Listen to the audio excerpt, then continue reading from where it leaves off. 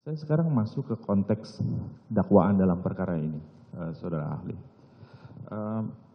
Di dalam perkara ini, Prof, ini para pelaku didakwa dengan ketentuan pasal 340 dan 338, pembunuhan berencana dan pembunuhan biasa 338. Bisa saudara ahli jelaskan dalam hubungan tadi juga hubungan bentuk kesengajaan.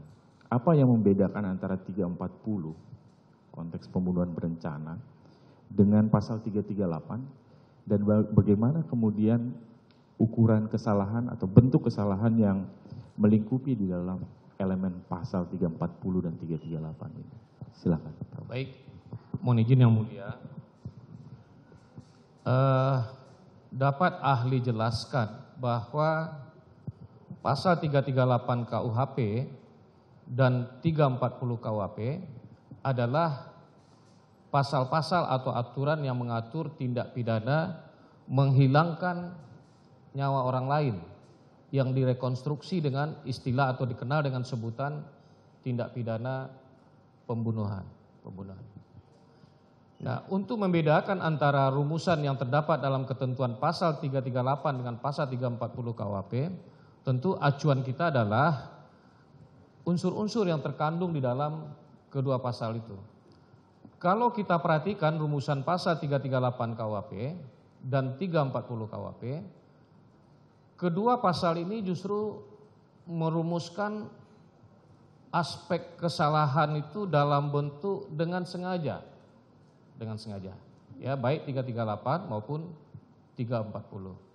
Nah, kesengajaan yang dirumuskan dalam baik 338 maupun 340 KUHP itu dapat digolongkan sebagai kesengajaan dengan maksud, ya, karena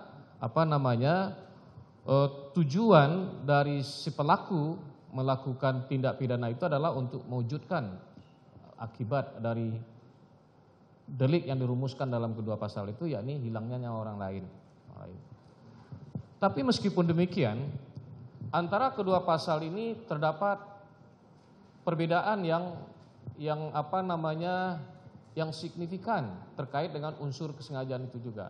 Sebab dalam 340 kesengajaan itu tidak hanya berhenti sampai di kesengajaan itu, tapi dengan sengaja dan dengan direncanakan terlebih dahulu. Jadi unsur direncanakan terlebih dahulu ini adalah merupakan unsur pembeda yang sangat elementer antara 340 dan 338. Baik, kami lanjutkan saudara ahli. Tadi disebutkan soal unsur yang sangat berbeda antara 338 dan 340 dengan sebelumnya berencana terlebih dahulu.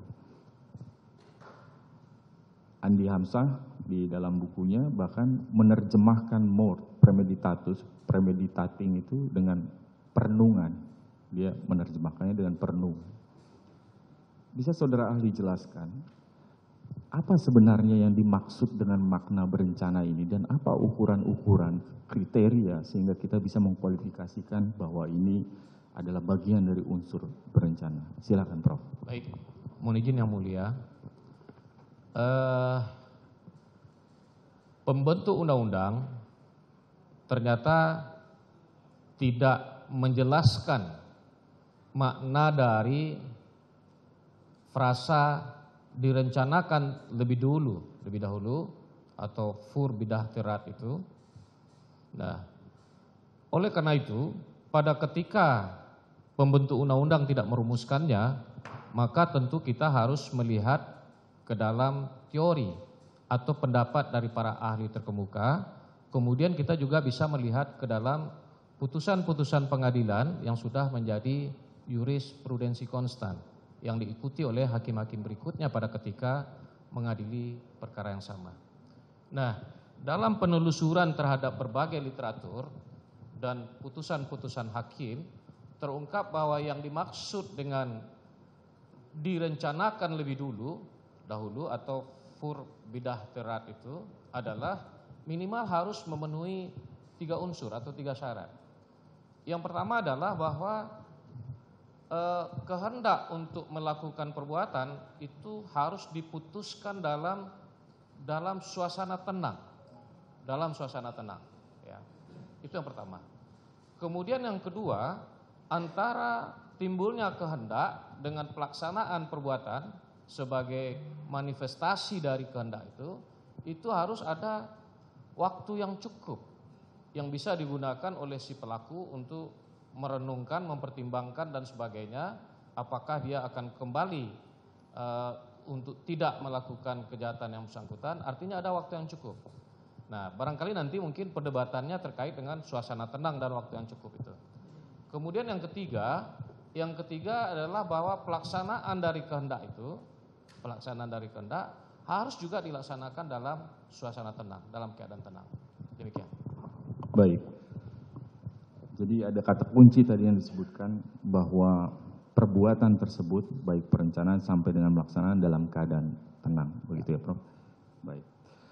Tadi ada disebutkan juga soal jangka waktu, Prof. Jangka waktu yang cukup dari mulai adanya gagasan sampai dengan pelaksanaan gagasan tersebut. Moderman dalam sejarah penyusunan KUHP Belanda menyebutkan bahwa sifatnya sangat relatif. Tetapi yang menjadi kunci adalah soal keadaan kejiwaan si pelaku pada saat itu. Boleh ahli jelaskan dari pendapat ahli sendiri terkait hal tersebut. Tadi soal jangka waktu. Berapa sebenarnya jangka waktu ini? Baik, mohon izin yang mulia. Persoalan jangka waktu sebagai salah satu syarat untuk bisa menyebut adanya perencanaan, ya, ini sebenarnya tidak ada ukuran yang absolut untuk menentukan berapa lama waktu yang bisa digunakan untuk memikirkan secara tenang tentang perbuatan yang akan dilakukan. Waktu itu bisa saja singkat dan bisa juga lama. Sekalipun waktu itu lama sifatnya, belumlah tentu bahwa orang telah melakukan suatu perbuatan dengan perencanaan. Kata kunci untuk jangka waktu itu adalah soal ketenangan, soal kejiwaan. Jadi sekalipun waktunya panjang, tapi dia memutuskan itu dalam suasana yang tidak tenang, tetap saja tidak bisa disebut sebagai telah direncanakan terlebih dahulu. Jadi waktu itu memang sesuatu hal yang relatif, akan tetapi saya kira menjadi kewenangan hakim lah untuk menilai soal jangka waktu itu.